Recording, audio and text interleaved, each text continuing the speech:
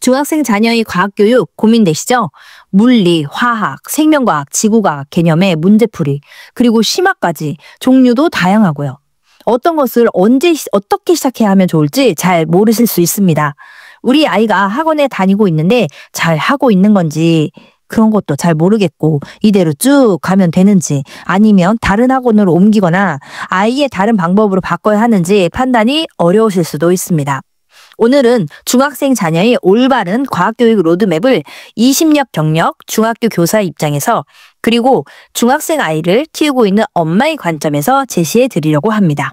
이번 영상을 끝까지 다 보시면 우리 아이는 어떤 로드맵으로 공부 방향을 잡아주면 되겠다고 결론을 내리실 수 있을 겁니다. 우선 중학교 1학년 시기에 고려해야 할 가장 큰 주제는 물리와 화학입니다. 그렇다고 꼭 물리화학을 먼저 시작하지 않으셔도 되고요. 물리, 화학, 생명과학, 지구과학 중에 우리 아이가 흥미있어하는 과목을 먼저 시작하셔도 됩니다.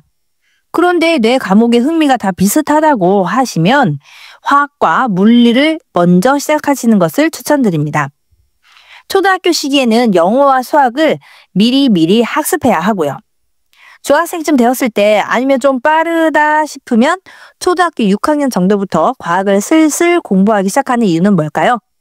중학교 내신만을 위한 공부라면 중학교 입학해서 뇌 구조도 더 많이 성장하고 초등학교와는 달리 지필평가라는 시험을 맞이하여 우리 아이들도 공부해야겠다는 의지가 좀 더 생겼을 때 시작해도 늦지 않을 수 있습니다. 또 생명과학이나 지구과학 부분은 암기해야 할 것들이 많이 있기 때문에 미리 공부를 해놓았다고 엄청나게 높은 점수를 받을 거라고 생각하긴 어렵겠죠.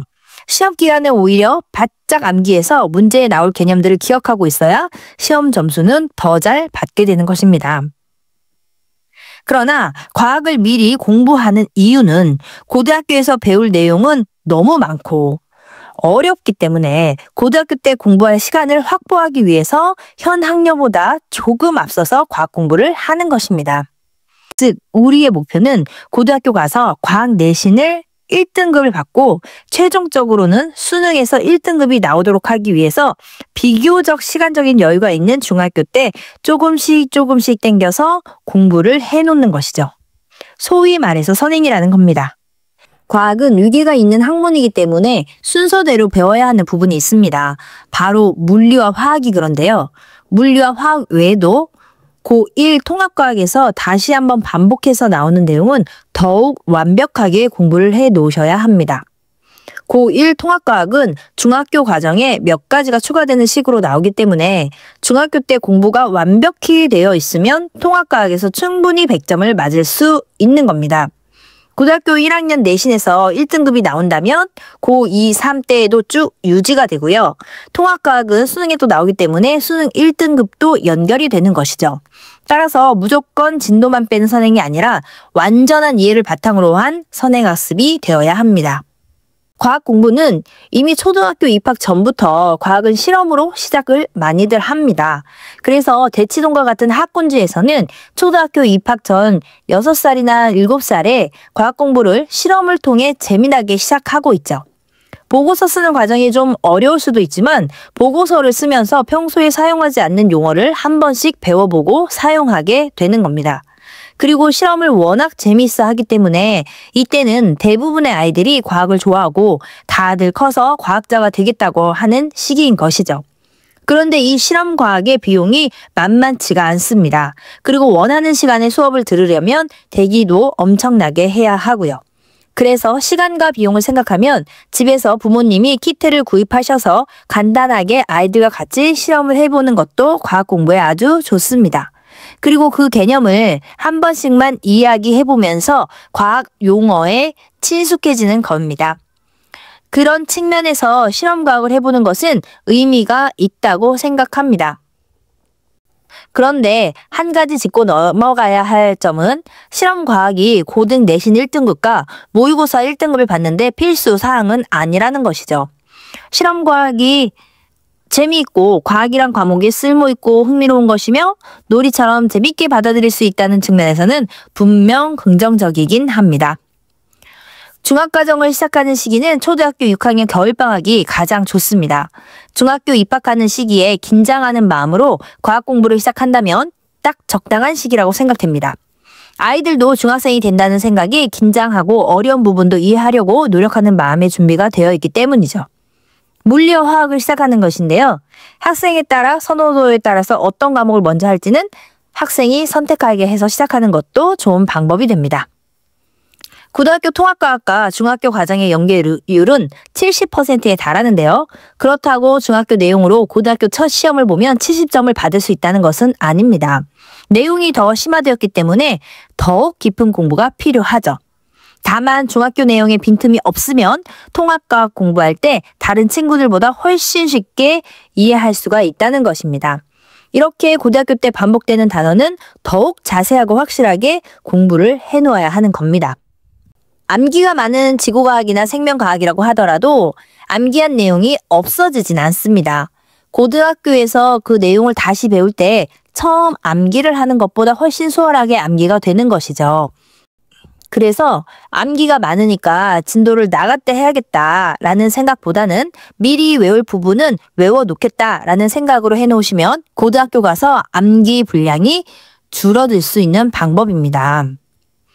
만약 수학 사고력이 뛰어나고 고난이도 문제풀이에 도전하는 것을 즐기는 아이라면 초등학교 5학년 겨울방학에 과학 공부를 시작하는 것을 추천드립니다.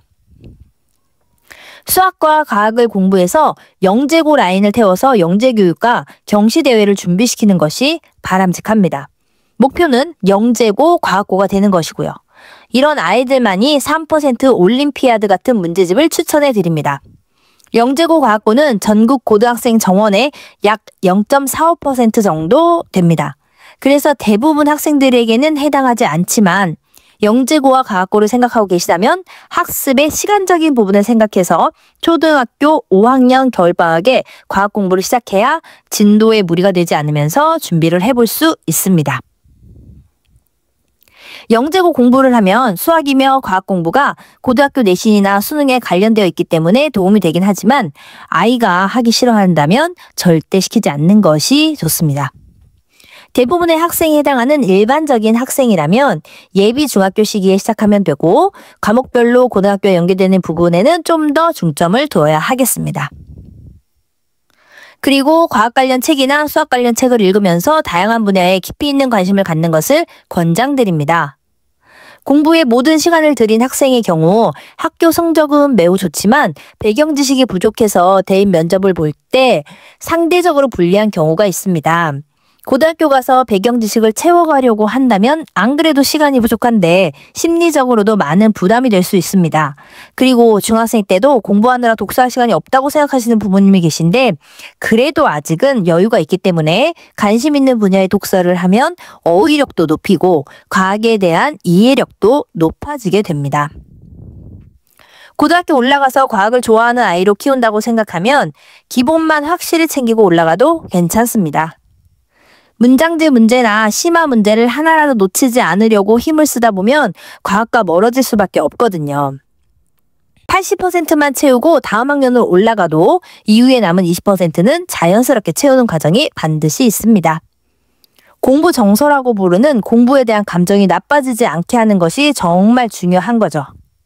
초등학교부터 교과 선행을 달리다가 사춘기를 맞이하면서 모든 공부를 던져버리는 이야기를 종종 듣습니다. 이런 일이 발생하지 않도록 공부 정서를 좋게 유지하면서 학습시키는 것이 중요하겠습니다. 예비 중학생이 되어서 선행을 시작할 때에는 자기 학년의 것을 완전하게 익히고 그 다음에 선행학습을 진행하는 것을 원칙으로 가져야 합니다. 예비 중1 때는 중학교 과정을 시작해야 이후에 학습을 진행하면서 경쟁력을 가질 수 있습니다. 여기서 말하는 경쟁력이란 고등학교 내신 기준으로 1등급인 상위 10% 안에 들어가는 것을 말합니다. 중등 과정은 당연히 고등, 특히 통합과학 과정과 연계가 됩니다.